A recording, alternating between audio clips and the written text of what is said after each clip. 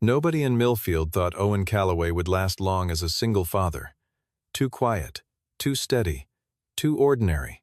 So when Diana Voss, owner of 3 dealerships and a reputation built on crushing smaller people, decided to have some fun, she chose Owen's driveway.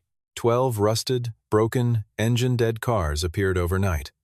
A gift from Diana and her circle, deliberately meant to be a punchline, meant to bury him in debt and shame. What Diana didn't know was what Owen had spent 15 years hiding, not just how to fix cars, but how to own the people who broke them. Press play right now and find out how one quiet father turned 12 junkers into the deal of a lifetime. Owen Calloway woke at 5:30 every morning without an alarm.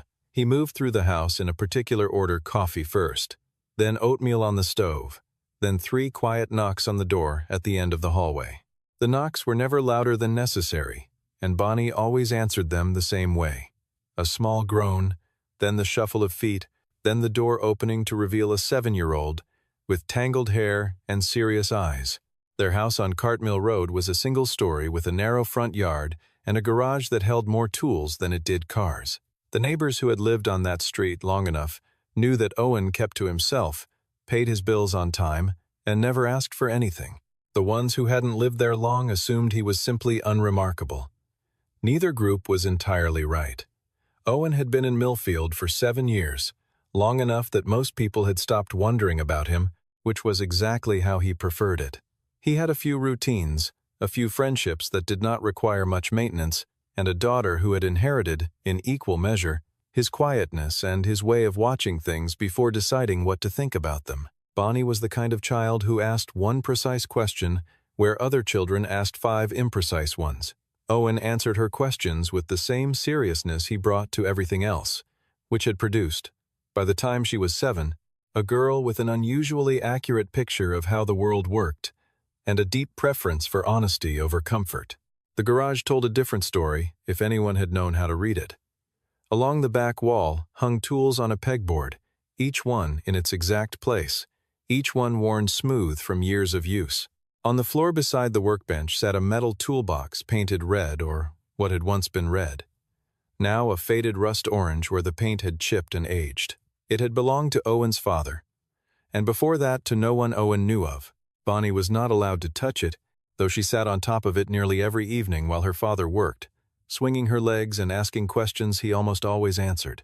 Owen worked as a mechanic at the community garage on Miller Street, fixing trucks and lawn equipment and the occasional water pump for whoever needed it. The pay covered what they needed and not much else. He did not complain about this. He did not seem to notice it.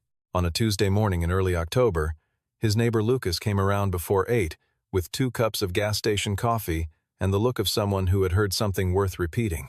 Lucas was a broad-shouldered man with calloused hands and a habit of arriving unannounced, which Owen had long since stopped minding.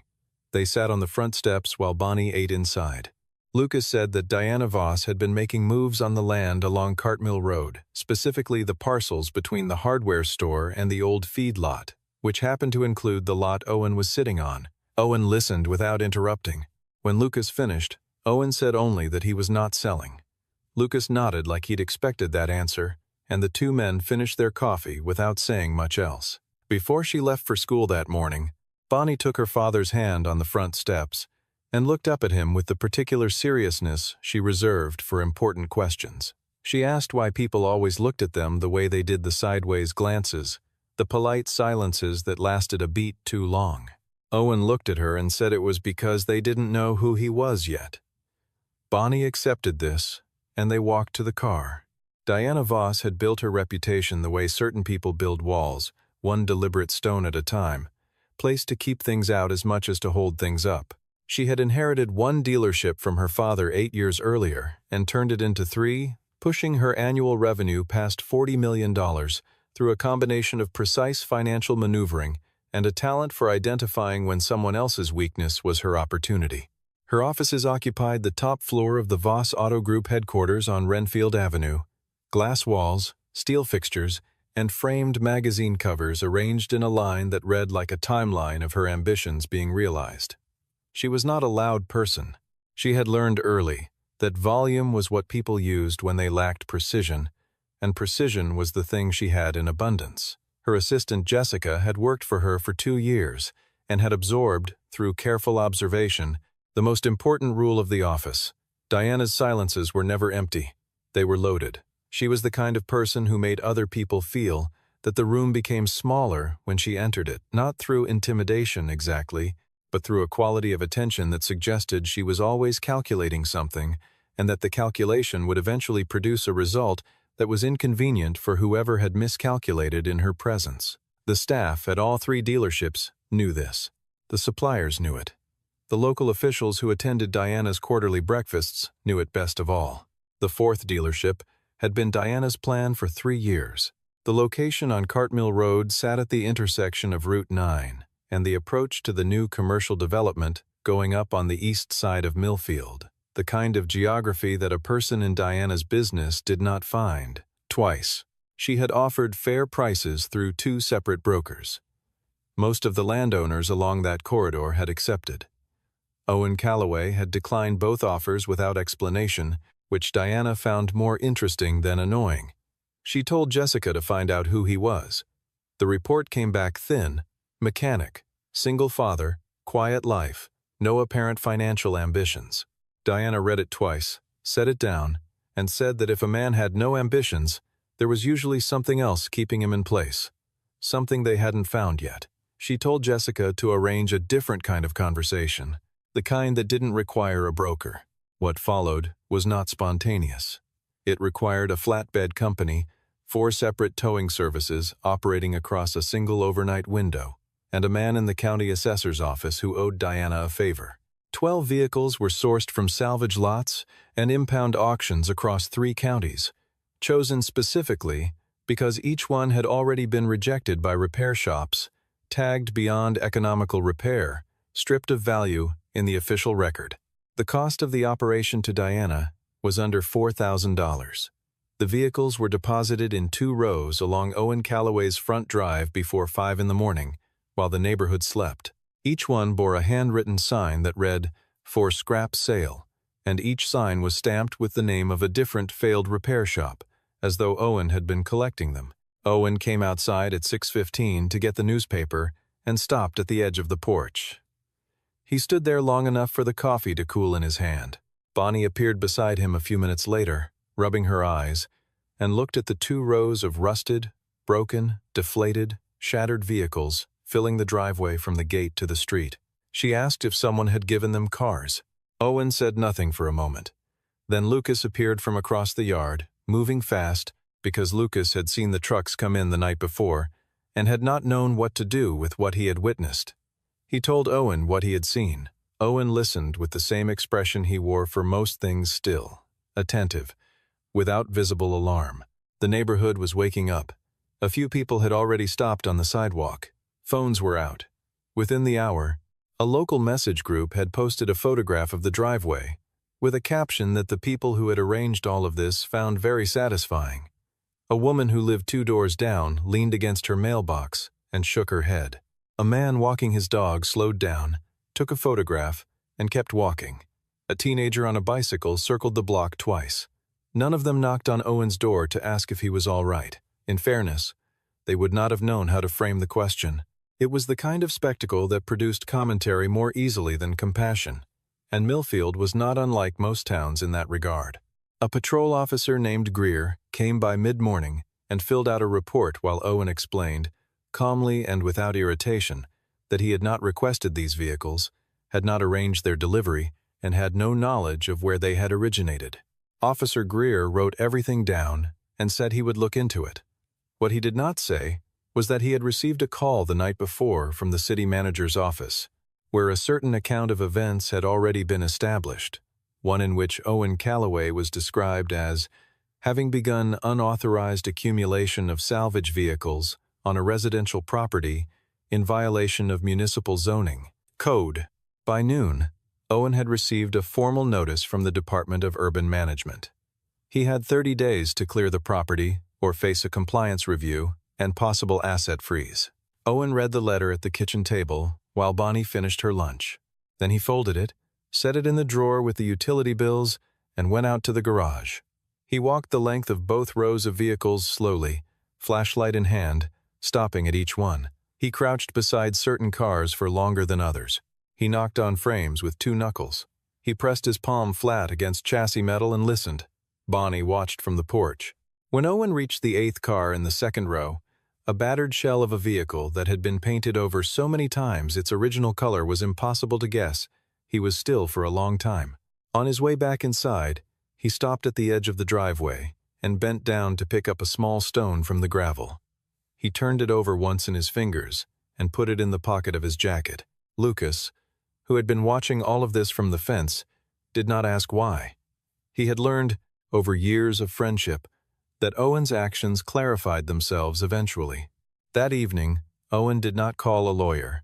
He did not go to the city manager's office. He did not post anything publicly or ask anyone for sympathy.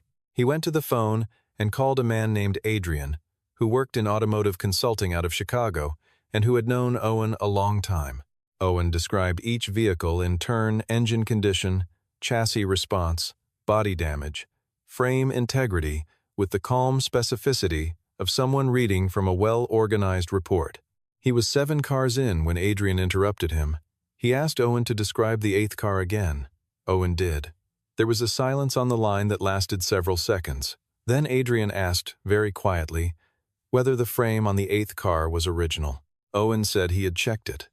Adrian said something that sounded like a prayer, and Owen said he had already made note of that one. He told Adrian he would be in touch and hung up the phone. Later that night, after Bonnie was asleep and the house was quiet, Owen sat at the kitchen table with a pad of paper and went through each car from memory, writing a number beside each one. He did not share these numbers with anyone.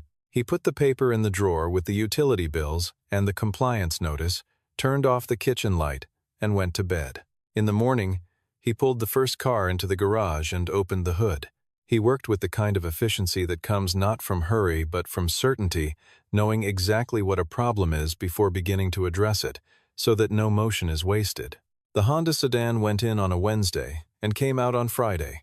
Clean interior, new brake pads, fresh transmission fluid, engine running without hesitation. Owen listed it on the local marketplace for $3,800 and answered the first inquiry within the hour.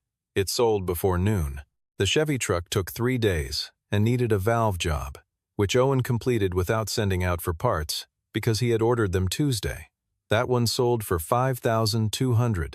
Lucas helped where Owen directed him, which mostly meant handing tools and holding things in place, which Lucas did without complaint, because he understood by now that something was happening here that he did not fully grasp, but that he trusted completely. Diana received a report from Jessica on Friday afternoon. Owen Callaway had sold 2 cars. Diana was not concerned. She had sent 12. Even if he managed to move all of them, which she considered unlikely, she still held the compliance notice, the city manager's goodwill, and the zoning review scheduled for the end of the month. She told Jessica to file an anonymous complaint with the county environmental office, citing potential illegal disposal of motor oil on residential land. The environmental inspector arrived the following Tuesday. Owen walked him through the garage, pointed out the oil containment system he had installed years earlier, a gravity-fed basin with a sealed drum collector, well within code, technically above the minimum standard. The inspector signed off and left. Diana received that report too. She told Jessica to escalate. Jessica, who had learned not to ask about the ethics of the things she was asked to do, made the calls. The escalation came in the form of a notice from the city licensing office. Owen had been selling vehicles from a residential address, which potentially required a dealer's license. Without one, each additional sale could carry a fine of $500 per transaction. Owen received this notice on a Thursday and called Carter Webb the same afternoon. Carter was a lawyer who specialized in vehicle commerce and property law, and he had been referred by Adrian. Carter reviewed the situation and told Owen 3 things. First, that individual private citizens were permitted to sell up to 5 personal vehicles per calendar year without a dealer's license. Second, that the 2 cars Owen had already sold were within that limit. And third, that Carter could obtain a temporary dealer permit for Owen within 10 business days, which would cover any sales beyond the personal threshold for the remainder of the year. Owen told Carter to file for the permit. Carter said he would have it by the following Wednesday. Owen thanked him and went back to the garage.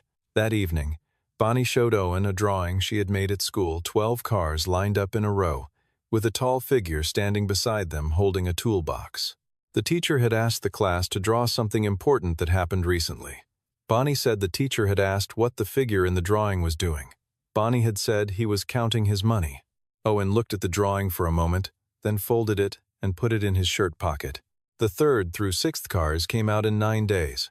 Owen worked in the evenings after Bonnie went to sleep and on weekend mornings before she woke up. He kept a notebook on the workbench where he logged every part ordered, every hour worked, every dollar spent. Lucas came by most evenings and did what he was asked. Adrian began sourcing parts from his Chicago network, shipping them on 2-day delivery when the local suppliers didn't carry what Owen needed. The Jeep went for $6,400.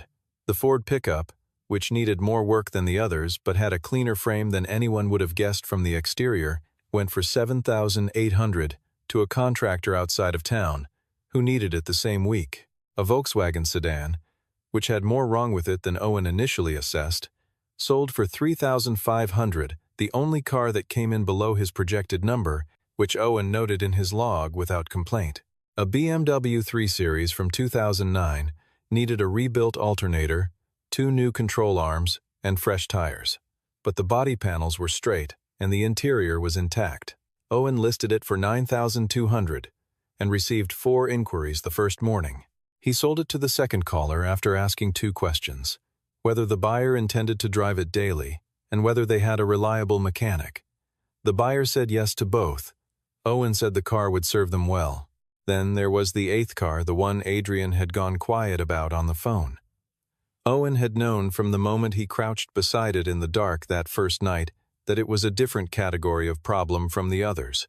Not a problem in the sense of difficulty, but in the sense of significance. The vehicle had been buried under 4 poorly applied layers of paint, its interior gutted and its windshield gone, and whoever had left it at an impound lot in Benton County had clearly had no idea what they were discarding. Owen had spent 20 minutes on it that first night, without touching it, just looking, moving his flashlight slowly across the body lines, pressing 2 fingers against the firewall, listening. He had sent Adrian 40 photographs the following morning, and Adrian, a man who had spent 20 years in this industry and who was not given to overstatement, had called back within the hour and used language that Owen did not normally associate with him. A collector in Chicago, a man Adrian had worked with for years, paid $38,000 for it without negotiating, and arranged transport the same week. When the transfer was complete, Adrian called Owen and said that whoever had dumped those cars in his driveway had made a very expensive mistake. Owen said that was one way to put it. While Owen worked, he had also begun to read. Not about cars, about Voss Auto Group. He pulled the business registration filings, the annual tax disclosures that were publicly accessible, and the records from 2 commercial real estate transactions Diana had made in the previous 5 years. Carter helped him navigate the financial documents, translating the accounting into plain terms. What they found was not catastrophic, but it was not comfortable either. Voss Auto was carrying $4.2 million in commercial debt with Meridian Bank, structured as a variable rate loan taken out 3 years earlier to finance the expansion from 2 dealerships to 3. The rate had adjusted upward twice in the past year. More importantly, the loan agreement contained a performance covenant quarterly sales benchmarks that, if missed for 2 consecutive periods, gave the bank the right to renegotiate terms or place the account on a watch list. Diana's first quarter had come in 18% below target. Her second quarter had not recovered. The third quarter was 3 weeks from closing. Owen wrote all of this down in a second notebook, not the parts log but a different one, kept in the drawer of his bedroom nightstand. He did not discuss it with Lucas. He mentioned it to Carter only in the form of a single question: whether a commercial loan could be sold by a bank to a private buyer at a discount if the bank wished to reduce its portfolio risk. Carter looked at him for a moment, then said yes, it could, and that the typical discount on a distressed commercial note ran between 6 and 15%, depending on the borrower's perceived recovery profile. Owen asked him to find out whether Meridian was considering any such action with regard to the Voss account. Carter said he would make some calls. The seventh car was a Ford Mustang from 1969. Owen had known what it was. The first night he walked the row with his flashlight had known from the silhouette before he even lifted the hood. Someone had painted over the original finish with 3 layers of a dull orange that had no business being on that car. The interior had been stripped. The windshield was gone. But the chassis rang clean under his knuckle knock, and the engine block, though seized from sitting, was the original unit. Owen did not begin work on it after completing car 6. He brought it into the garage, set up 2 work lights, and stood in front of it for a long time with his hands in his pockets. Bonnie appeared in the doorway in her pajamas, asking why he was just looking at it. He told her some things deserved a proper introduction before you started taking them apart. She accepted this and went back to bed. He spent 11 days on the Mustang. Not because it required 11 days of continuous labor, it didn't, but because he was not in a hurry with it, and because the work required the kind of patience that could not be rushed without cost. He stripped the paint layers down to bare metal and found underneath them a color he had not expected. A pale mint green, factory original, barely visible under decades of cover. He restored the engine, rebuilt the interior from sourced materials, replaced the glass, and refinished the body in the same mint green using a custom-matched formula he ordered from a specialty paint supplier Adrian recommended. He did not explain to anyone why he had chosen to restore that particular color. He told no one what the color meant. When the Mustang was finished, he started the engine in the garage and listened to it run for 4 minutes, without saying anything. Then he turned it off, pulled the door down, and closed it inside. The Mustang was not listed for sale. The other 10 cars, the ones sold before the Mustang was finished, had been documented, titled, and transferred legally, with copies of every transaction on file with Carter's office. On the 29th day of the 30-day window, Owen emailed the Department of Urban Management with photographs and transfer documentation, confirming that 11 vehicles had been legally sold and removed from the property, and that 1 vehicle, the 1969 Mustang, remained on the property as personal property of the owner. The driveway was clear.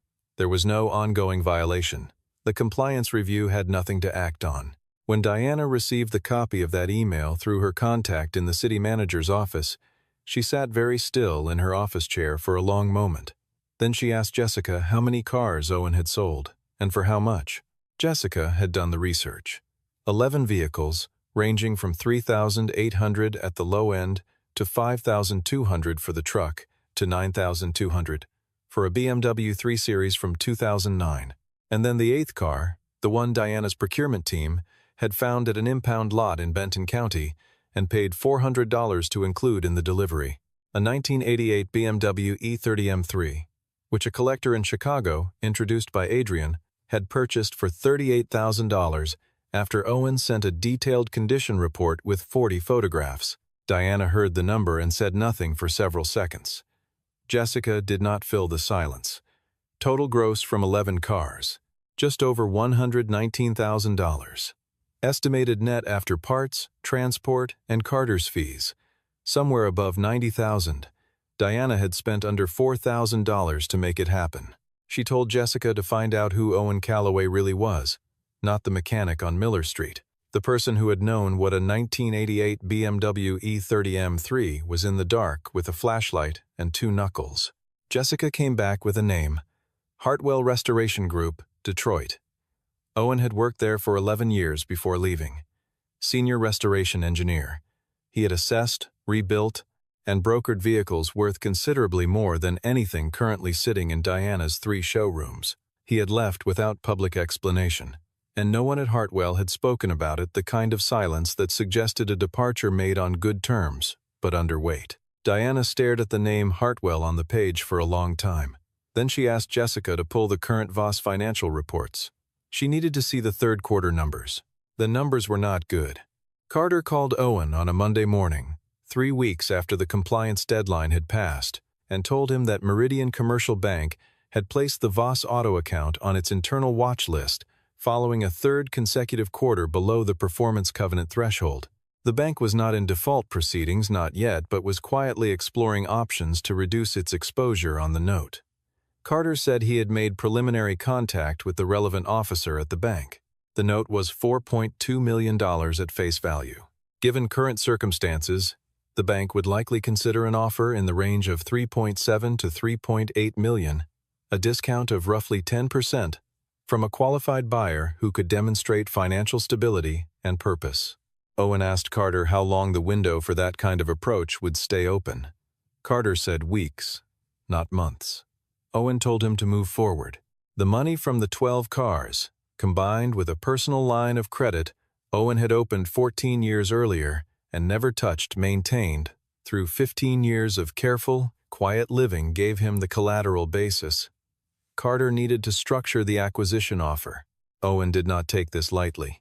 He spent 3 evenings going through the numbers with Carter, asking questions until every term was clear. He was not reckless with it. He was not emotional about it.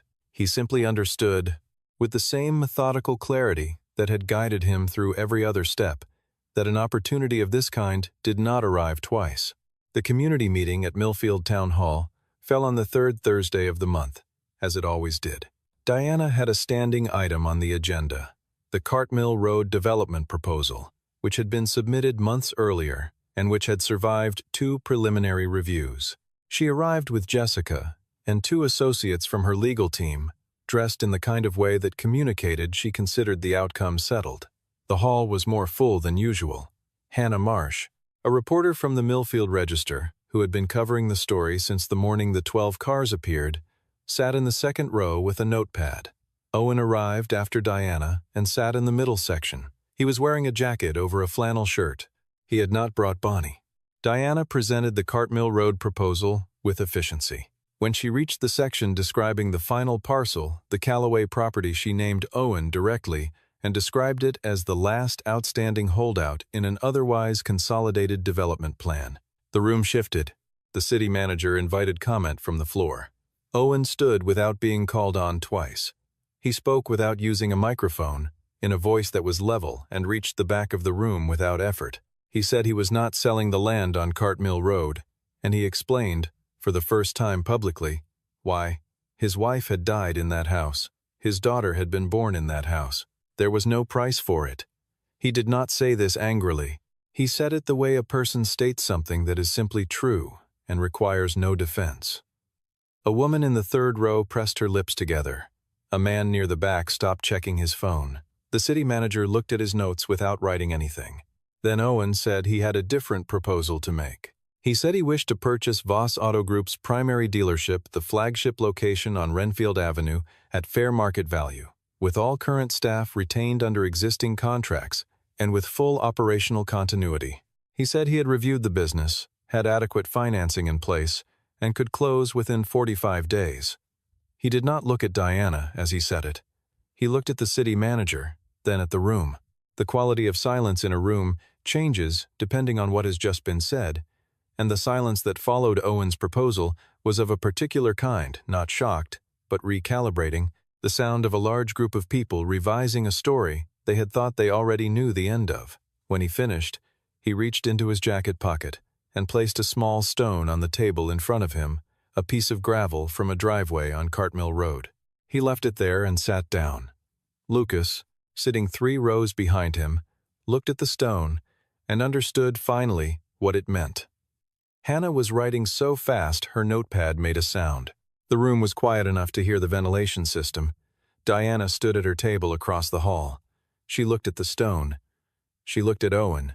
People were watching her in the way people watch someone who has just been handed an accounting they did not expect and cannot immediately calculate. Jessica stared at the table. Hannah was writing. Diana was, for the first time, in a long time, without a prepared answer. She said, after a pause that everyone in the room felt, that she would consider the proposal. She said it without the inflection of dismissal or concession, said it the way someone says a thing when they genuinely have not yet decided. As the meeting broke up and people moved toward the exits, Diana passed Owen near the door. She stopped. She said she was surprised, not by the offer, but by the fact that he had never once tried to embarrass her throughout the entire thing. Not the cars, Not the compliance notice, not the environmental complaint, none of it. She said that was unusual. Owen looked at her steadily and said that it had not been necessary. He said she had handled the embarrassment herself. He said it without edge, the way a person states a fact they find neither satisfying nor entertaining, simply accurate. Diana looked at him for a moment. Then she walked out. The deal closed 39 days later. The flagship Voss dealership on Renfield Avenue was transferred to Callaway Auto, a sole proprietorship registered at the Cartmill Road address. The price was fair. Carter had insisted on a full appraisal, and Owen had paid what the appraisal said without negotiating it down, which Diana noted and did not comment on. The existing staff of 22 people received written confirmation from Owen on the day of closing that their contracts would be honored without modification.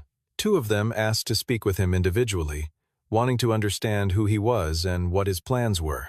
Owen met with both of them in the break room, drank coffee, and answered their questions directly. He told them he intended to run a clean shop that charged fair prices and stood behind its work. He said he wasn't interested in being the largest dealership in the county. He was interested in being the most trustworthy one. Both employees came back the following week.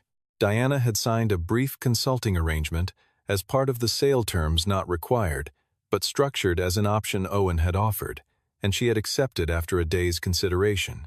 It gave her a seat at the table for supplier renegotiations, where her relationships with distributors were worth more than most of what Owen could have built from scratch.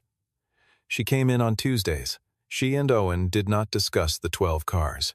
They discussed inventory margins, service department efficiency, and the structural weaknesses in 2 of the existing supplier contracts. Diana was precise and useful in these conversations, and Owen was attentive. There was no warmth between them yet, but there was something more durable than warmth.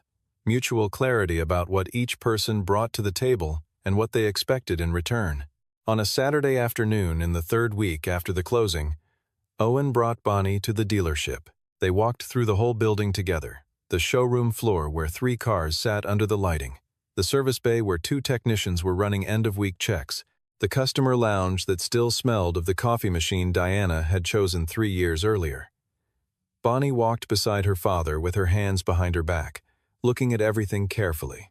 When they had made the full circuit, she looked up at Owen and asked if this was theirs now. Owen crouched down to her level and told her that it was theirs and also the people who worked there, and that his job was to take care of both. Bonnie nodded. She asked if the hose on the service bay floor was a tripping hazard. Owen looked, then called out to one of the technicians to coil it. The technician did. Bonnie looked satisfied. That evening, Owen went back to the garage at the house on Cartmill Road.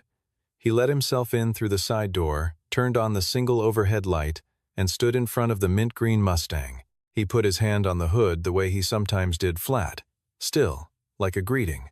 He had told Lucas, when Lucas asked, that the car was Bonnie's, that he was keeping it for her until she was old enough to drive it. That was true, but it was not the whole truth, and Owen did not pretend otherwise, at least not to himself. The color had been his wife's favorite.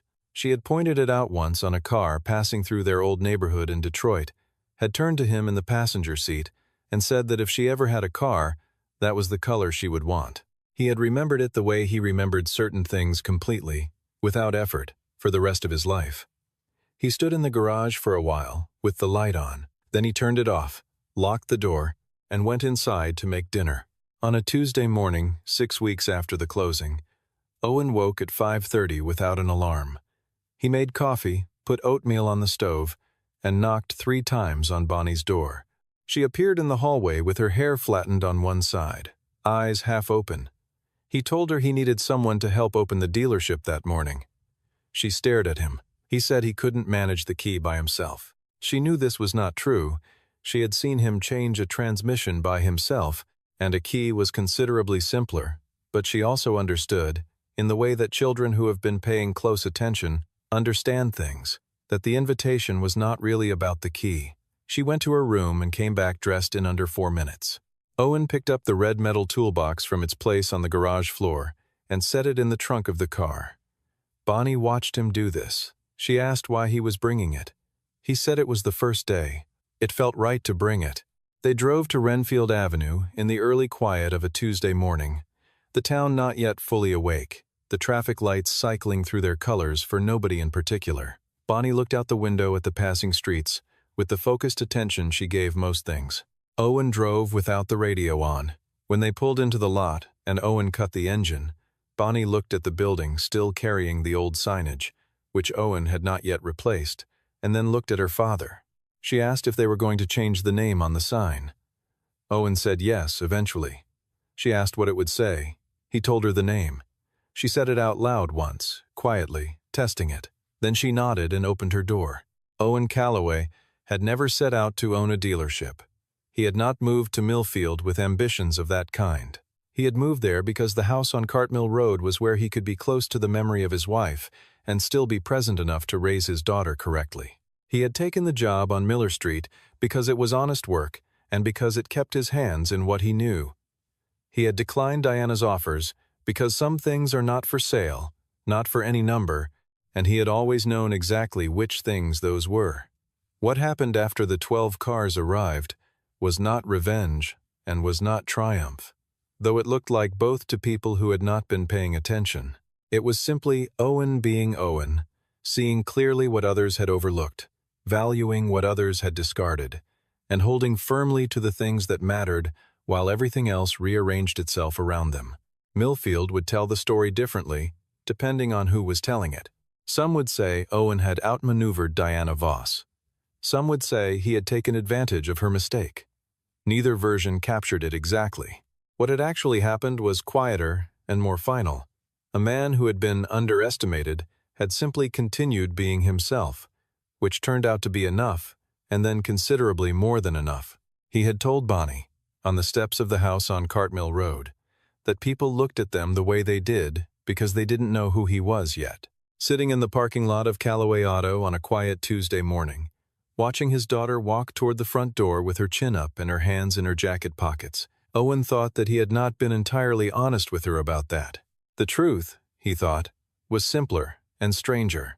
Most people never really look at all.